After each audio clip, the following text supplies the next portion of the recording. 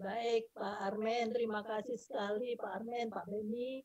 Sebelum mulai saya juga terima kasih Pak Zoro udah datang di sini. Ada teman-teman saya, ada bos saya tuh Pak Jaka, Prof Jaka. Prof Jaka sendiri selamat datang. Juga ada teman saya Pak Bambang Susianto, anak mahasiswa saya dan kolega semuanya. Ada Mas Bibur, ada Mbak Jessica, ada Mbak Untari.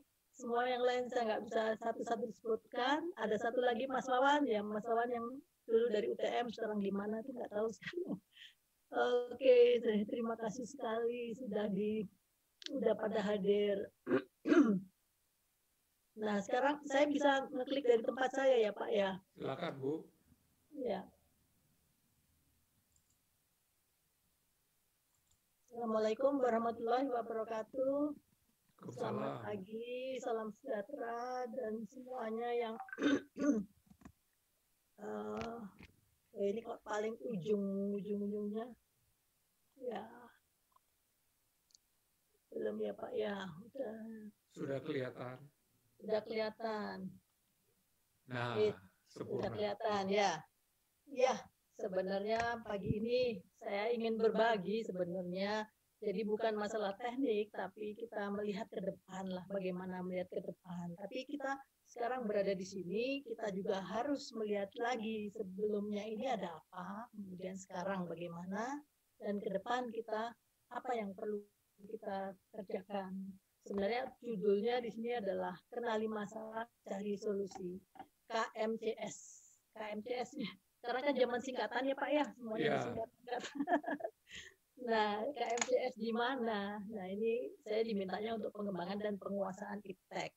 Tapi sebenarnya KMCS itu di mana saja. Kita sebagai individual, personal, adik-adik semuanya, saudara-saudara, kakak-kakak, dan juga opa-oma.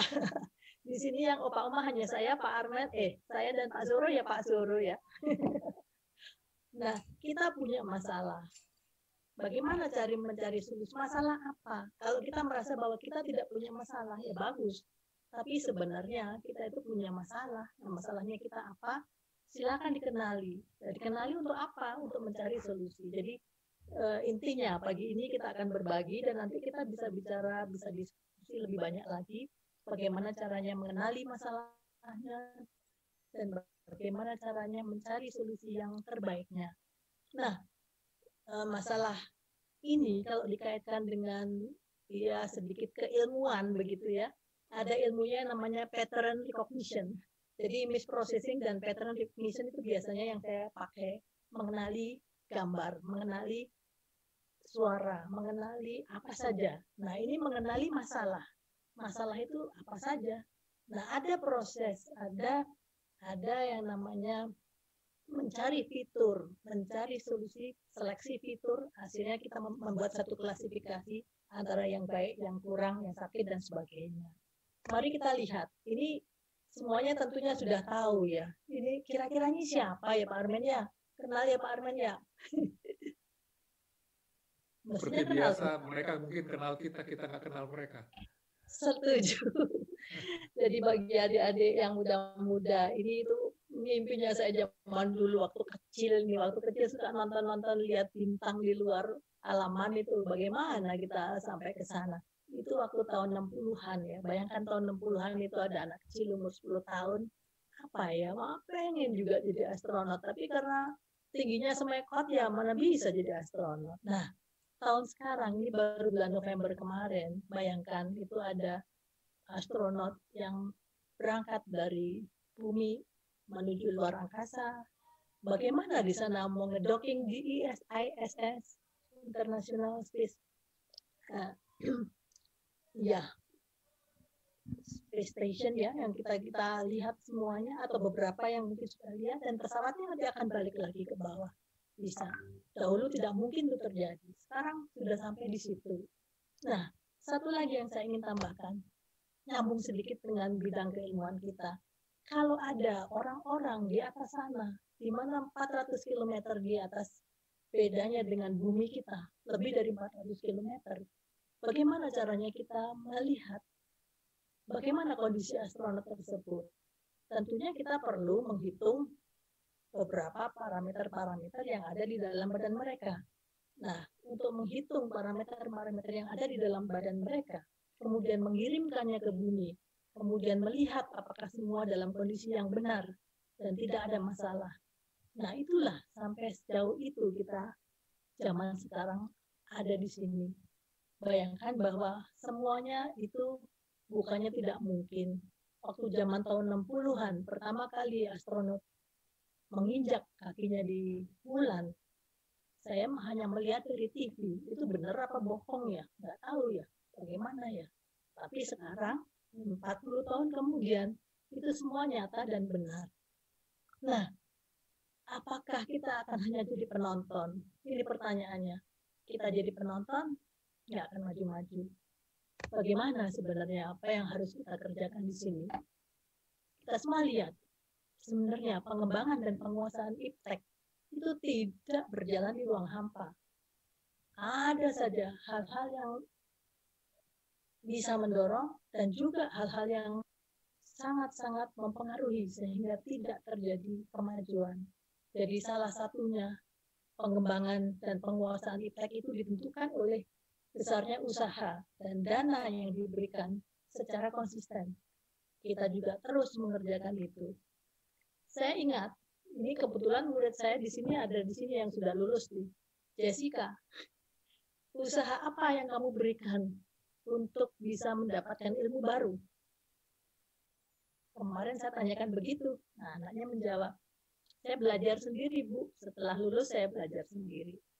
Belajar sendiri dari mana? Dari Google. Langganannya berapa? Internet 165.000. 165.000. Bayangkan dibandingkan dengan beberapa upaya-upaya pendanaan yang harus dikeluarkan oleh seseorang untuk mengetahui dan mendapatkan ilmu baru dari luar. Ini akan jauh sekali, masih kurang. Nah, kemudian berapa lama kita menekuni satu bidang, itu juga kita sangat-sangat ditentukan oleh apa yang kita kerjakan.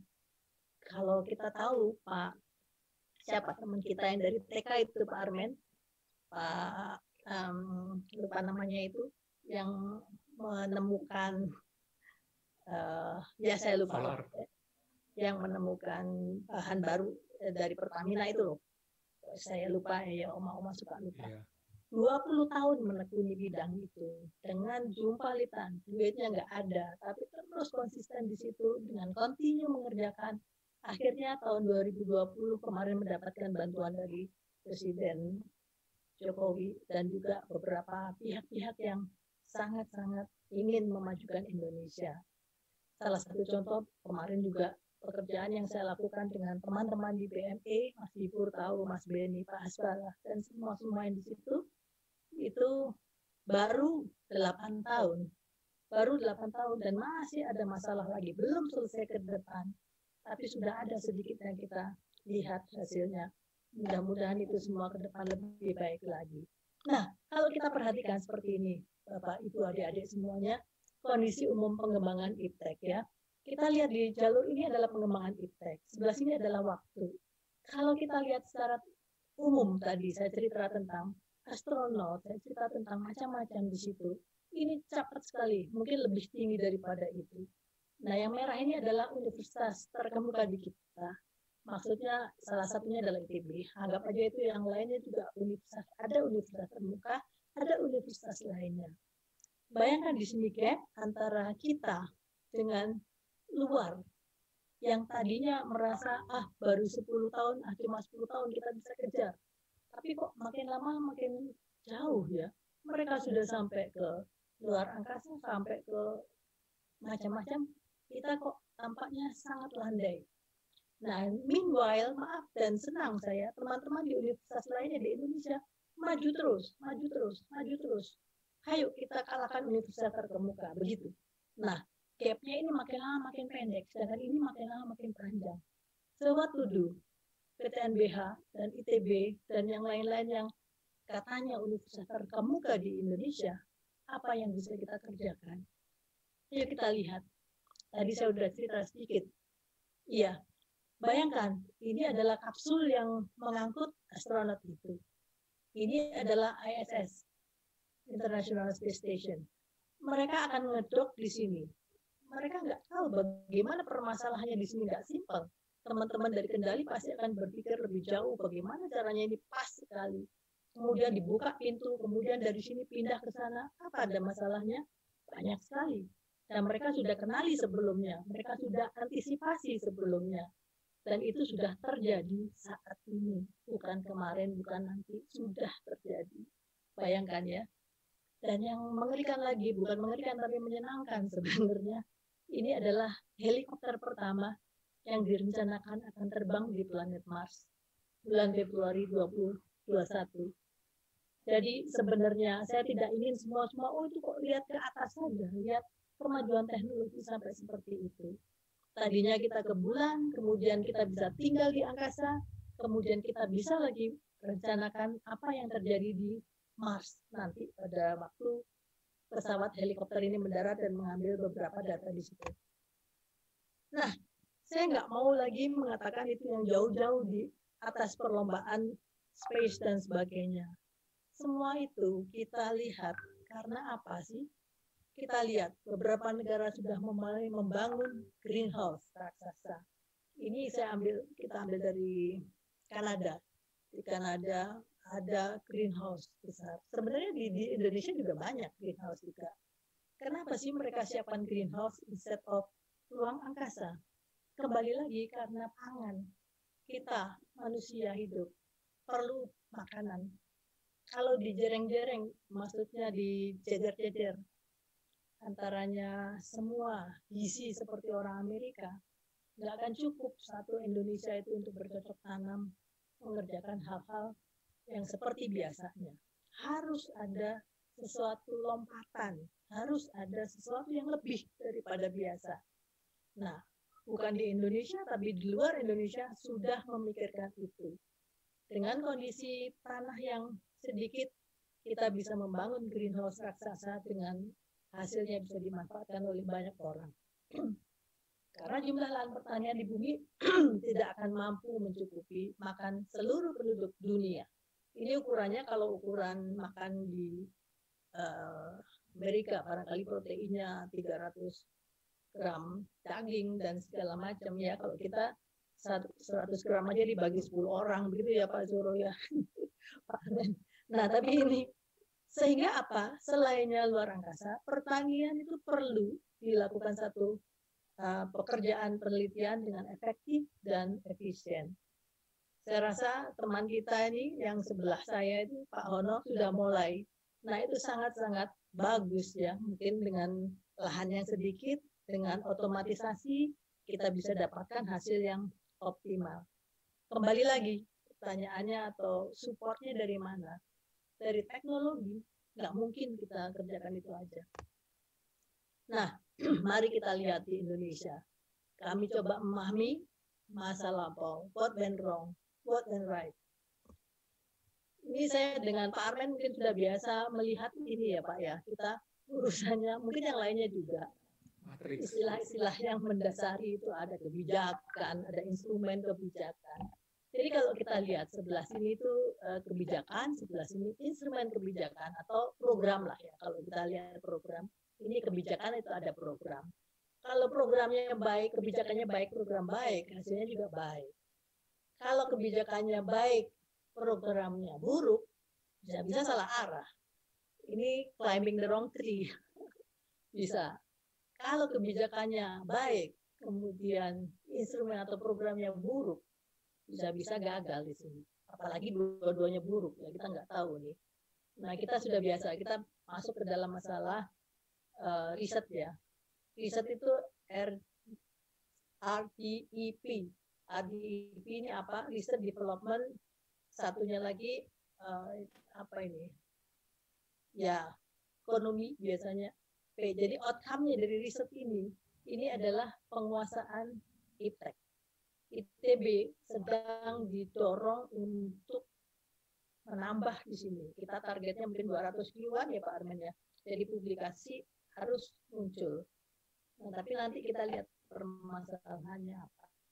Selainnya publikasi, harus ada faktor ekonomi. Faktor ekonomi dari mana? Mana barangnya, mana produknya, mana patennya, mana jasa softwarenya, Ini juga harus jadi satu outcome dari riset. Kemudian mana SDM-nya? Berapa SDM yang ada di kita? Kemudian kelembagaan, cukup enggak sarana, prasarana, fasilitas, organisasi, dan hal macam-macam. Nah, di antara PRP ini, semua yang namanya potensial capability, kita ingin jadi benar-benar yang, oh ini mestinya bisa, itu mestinya bisa. Harus menjadi betul-betul, oh iya, dia bisa, itu bisa. Jangan hanya jadi pseudo capability. Nah, ini istilah-istilah yang mendasari sebelumnya. Saya zaman Pak Samaun almarhum seringkali dikatakan bahwa riset yang benar dong, jangan merupakan mainan aja. Kata yang saya pelajari waktu itu ya. Ini Pak Habibie juga mengatakan bahwa banyak sekali researcher itu yang dolanan, main-main. Maksudnya apa? Yang penting saya udah melakukan riset, ini sudah bisa jalan, pesawatnya bisa terbang, terbangnya setengah meter, habis itu turun lagi. Nah, itu namanya dolanan, itu bukan betulan. Nah, zaman tahun 90-an, ini sudah 30 tahun lalu ya, ada yang kita kelompok kecil, Pak Armen, saya, dan teman-teman, berkenan sebenarnya membangun BHTV, Bandung High Tech Valley. Ini adalah yang sangat-sangat kita inginkan pada waktu itu, seperti halnya Silicon Valley. Bukan tidak mungkin Bandung harus bisa jadi Bandung Valley.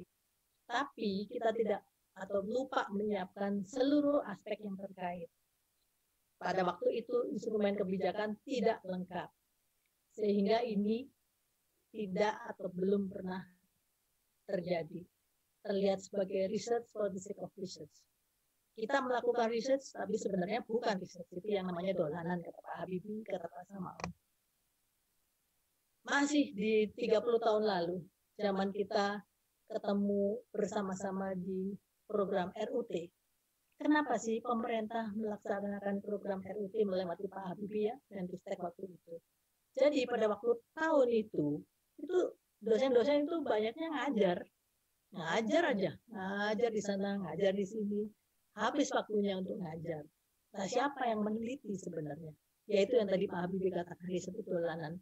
Makanya tahun 93 betul-betul Pak Habibie membuat satu program RUT, riset unggulan terpadu. Riset unggulan terpadu ini diminta supaya dosen-dosen beralih dari, bukan beralih lah, kita instead of ngajar dari buku, kita ngajar dari pekerjaan yang kita kerjakan. Seperti halnya dulu dokter. Dokter itu kalau sore dia praktek, kalau pagi dia ngajar.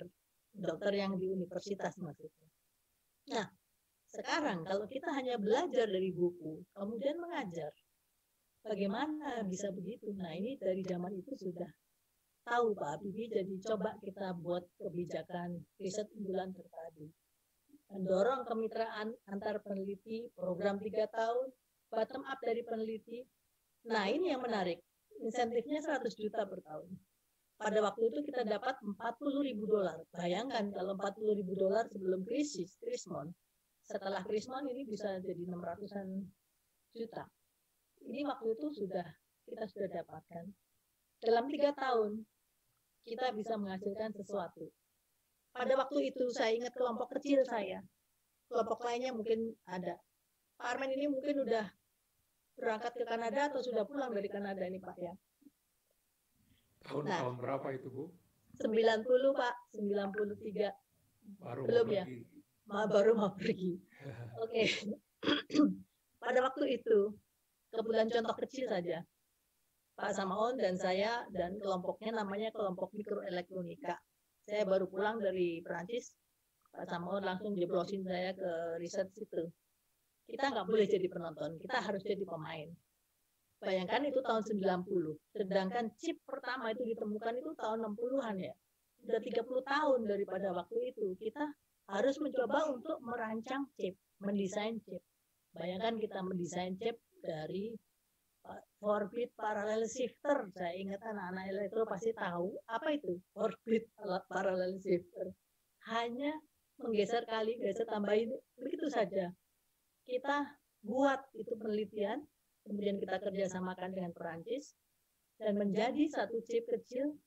Itu maksudnya apa? Ya kita baru belajar pada waktu itu. Pak Trio baru mahasiswa. Saya sangat bangga sekarang bahwa dari Pak Samakun, sempat saya sebagai jembatan, kemudian sekarang Pak Trio sudah bisa berhasil membuat chip yang dipakai untuk sesuatu. Mudah-mudahan adik-adiknya lagi nanti lebih lagi dan bisa membuat chip yang dipakai untuk mengontrol badan astronot dari luar angkasa barangkali ya. Nah, jadi semuanya pada yang pertama itu, RUT yang pertama, seperti itu. Tapi kelihatan hasilnya juga masih dolanan, sambil udah mulai pinter lah mendesain chip, pinter bikin sistem, tapi pemerintah belum senang. Di sini belum jadi, faktor ekonominya masih belum ada. Ini baru potensial capability mau menjadi real capability, belum jadi ekonomis. Nah, kemudian mereka melancarkan program yang namanya RUK, Riset Unggulan Kemitraan. Di sini lebih sedikit lebih banyak. Jadi bukan hanya $40.000, tapi 200.000. Tapi harus menggait, sudah mulai nih. Jadi 25 tahun lalu kita harus menggait perusahaan. Masa 25 tahun ngomongnya tetap sama ya. Jadi outcome RUT yang masih jauh dari produk atau jasa, ini diminta bermitra dengan perusahaan sehingga mereka menjadi BUMN ini menjadi pendorong atau penggerak. Programnya juga 3 tahun sampai 500 juta atau $200.000. Ini pun belum cukup, Bapak Ibu anak-anak semua. Ternyata apa yang dikatakan Pak Habibie itu diupayakan masih belum cukup. Akhirnya nambah lagi. Jadi hasilnya tidak seperti yang diharapkan. Masih banyak keinginan untuk menyerap dana penelitian. Hasil penelitiannya sendiri masih jauh dari kompetisi global. Jadi rekomendasinya apa? Waktu itu, ini kebetulan Pak Richard masih di Menristek pada waktu itu, dia kawal ini supaya menjadi sesuatu yang jadi. Rekomendasinya program penelitian yang 3 tahunan itu masih belum. Dengan mitra masih juga belum.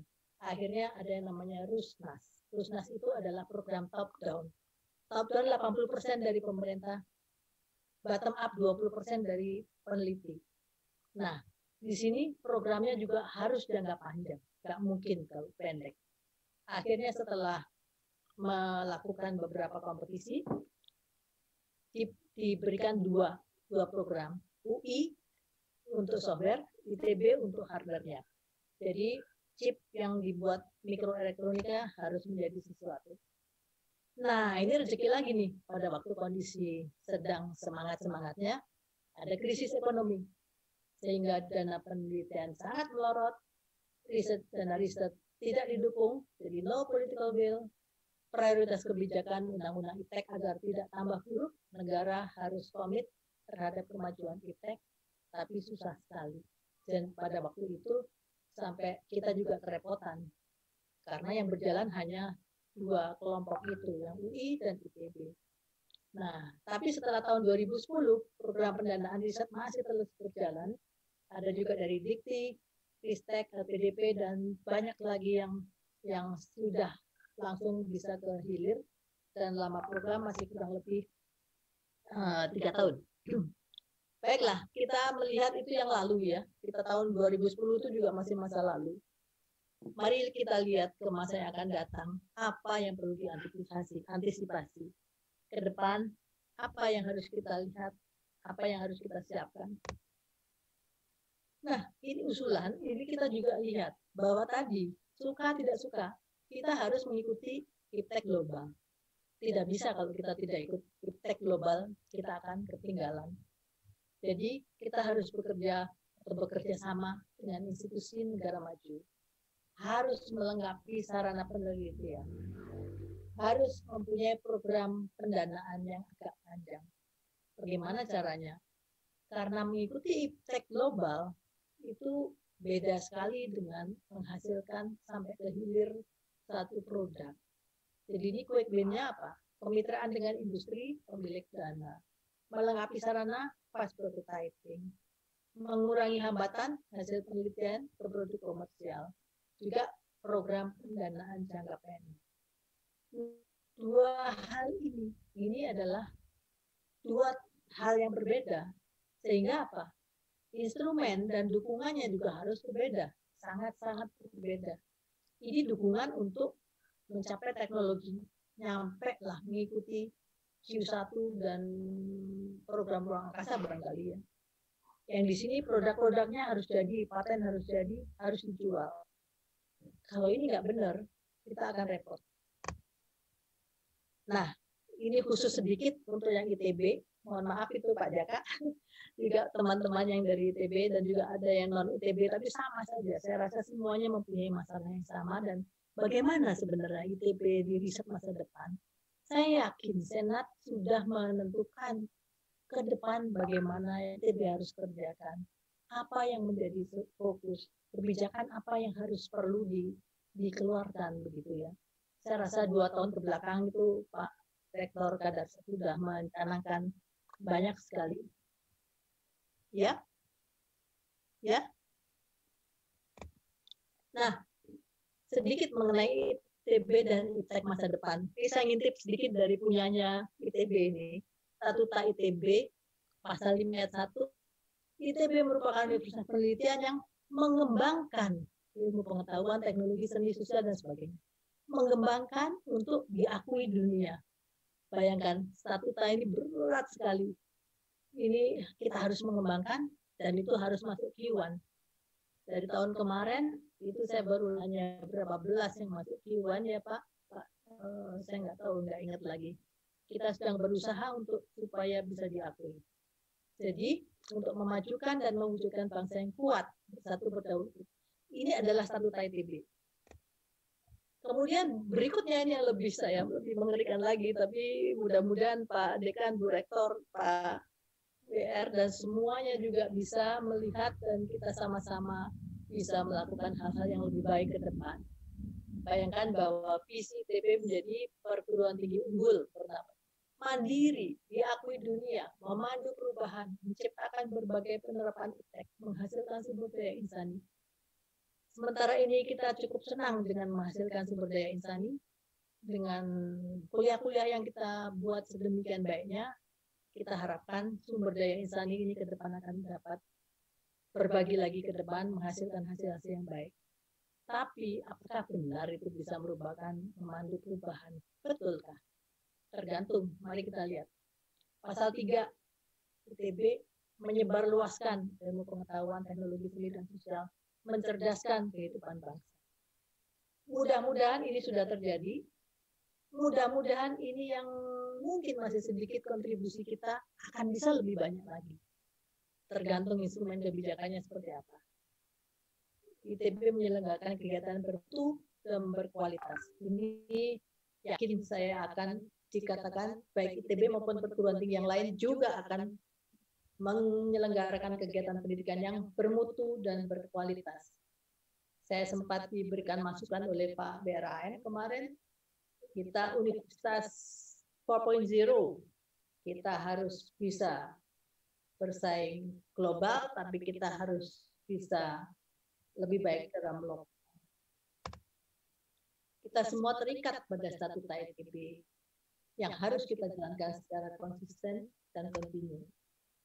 Nah, kembali lagi sekarang pertanyaannya, instrumen apa yang harus, instrumen kebijakan yang baik itu adalah apa? Yaitu adalah satu program yang bisa membuat itu semua terjadi. Sesuatu terjadi. Apakah sesuatunya itu? Sesuatu ini yang perlu kita definisikan dengan baik-baik. Pelajari semua aspek plus minus terkait itu semuanya. Saya yakin itu Senat Komisi 4 yang zaman dulu, Komisi Riset, itu sudah mempunyai unggulan, ini harus dibetulkan. Unggulan itu biasanya 1, ini unggulannya 6 ya, apalah, nggak apa-apa unggulan 6. Yang penting harus jadi sesuatu. Jadi targetnya cukup tinggi, kolaborasi dengan banyak pihak, menduduki posisi lebih tinggi. Nah, bagaimana caranya itu semua bisa terjadi? Mari kita lihat to make it happen. will do everything to make it happen. Kita harus bisa dengan instrumennya, dengan fasilitas yang ada, dengan semangat yang ada, kita harus bisa membuat sesuatu menjadi benar. Jadi bukan hanya potensial capability, tapi benar-benar jadi real capability. Yang itu semua bisa dirasakan orang lain. Jadi di sini, kalau boleh usul ke ITB, juga perguruan tinggi yang kebetulan mendengarkan, ITB perlu memiliki instrumen kebijakan yang lebih tajam. Jangan sampai sesuatu itu tidak pernah terjadi. Nah, mari kita lihat sesuatu yang tidak pernah terjadi itu seperti apa. Ya itu tadi, saya katakan, saya mengerjakan sesuatu selama 20 tahun baru terjadi kemarin. Kelompok saya mengerjakan baru 8 tahun juga baru terjadi dan belum sampai ke pasar.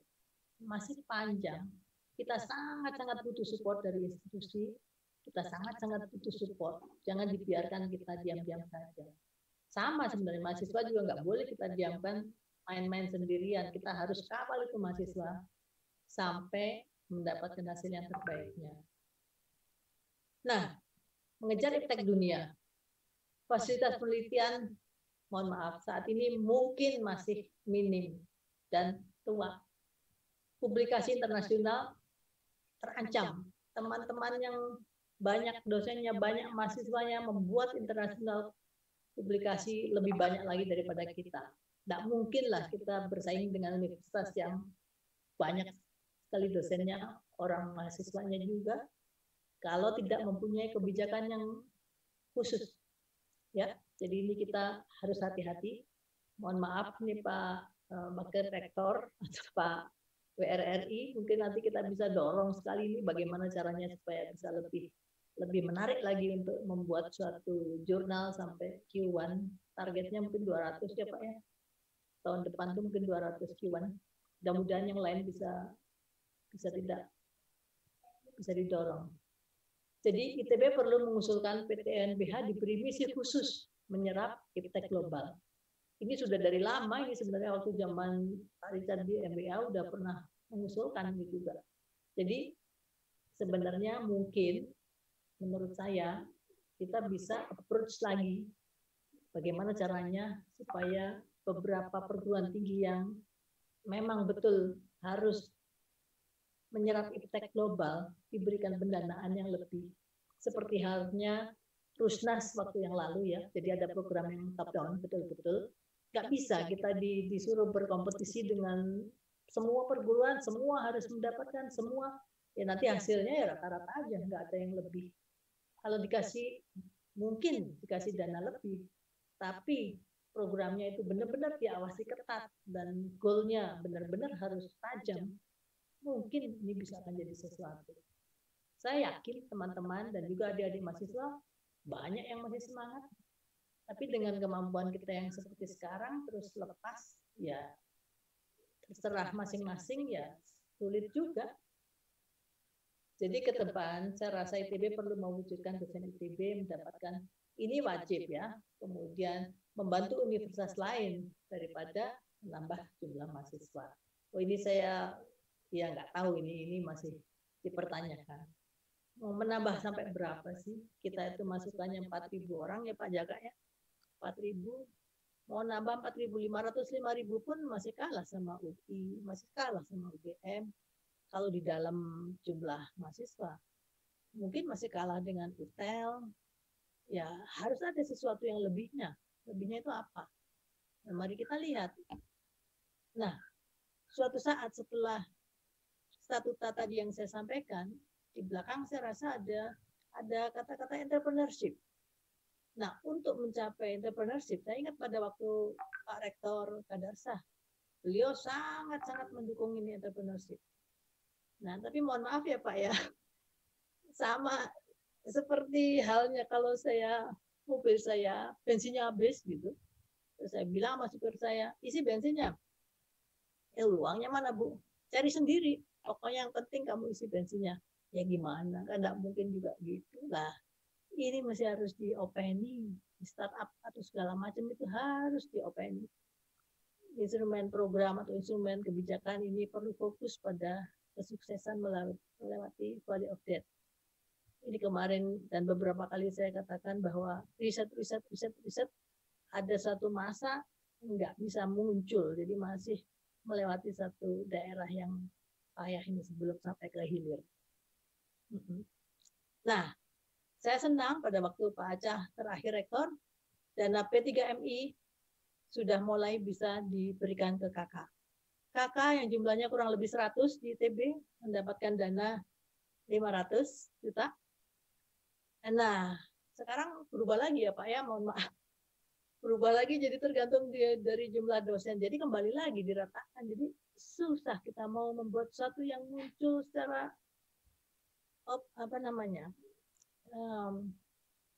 yang paling bagus itu. Kalau sama, jadi ya udah kembali lagi nanti akan jadi dolanan lagi. Saya khawatirnya kita muter-muter daerah itu saja karena nggak bisa menembus sesuatu begitu. Nah, hati-hati. Saya mohon hati-hati Bapak-bapak, Ibu-ibu dan pimpinan kita ya sekarang P3MI menjadi P2MI menjadi apapun dengan kondisi lebih parah, bagaimana kita mau compete ke depan. Jadi memang masih banyak pihak yang butuh. Mudah-mudahan ada beberapa alumni atau perusahaan atau apapun yang mendengarkan saat ini. Ini bukan curhat ya. Ini hanya protes sedikit. Oke. Sebelum ujung saya tutup dengan satu rekomendasi. Jadi apa kurang lebihnya yang bisa kita kerjakan? Jadi hal-hal yang perlu mewarnai instrumen kebijakan ITB atau program yang akan dikeluarkan oleh ITB dalam rangka pengembangan dan penguasaan iptek. Hati-hati, kembali lagi sudah saya terangkan panjang lebar. Mungkin, ini beberapa masih mungkin, tapi saya yakin ini benar ya. Adanya indeks yang dapat menunjukkan pencapaian ITB dalam memenuhi amanah yang terkandung dalam Statuta ITB pasal 2 sampai 5. Saya rasa di SPI sudah ada muncul indeks-indeks itu. Misalnya, indeks yang menunjukkan berapa volume per efektivitas, per efisiensi penyelenggaraan kegiatan dan penguasaan iptek.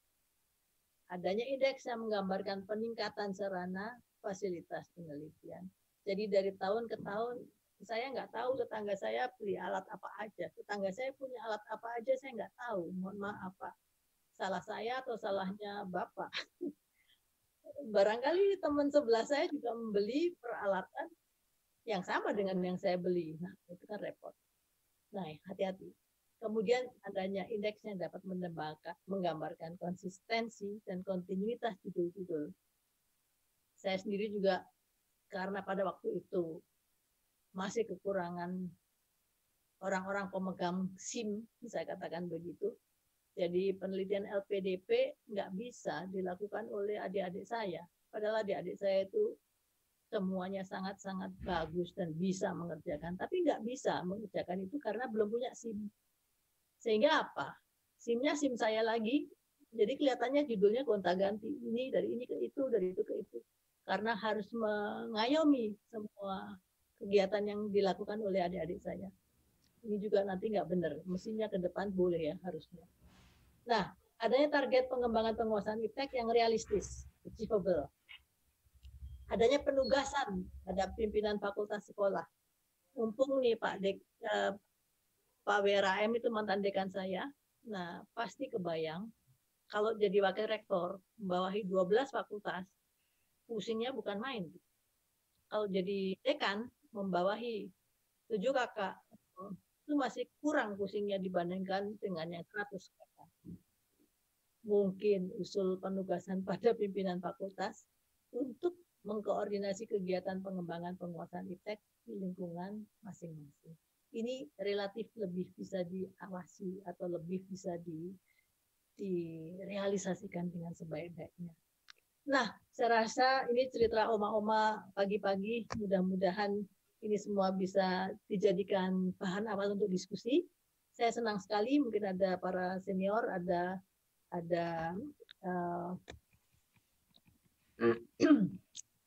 Pak BRAM yang masih sibuk, di dalam kesibukannya masih juga sempat mampir sedikit. Silahkan. Saya akhiri. Terima kasih semuanya. Wassalamualaikum warahmatullahi wabarakatuh.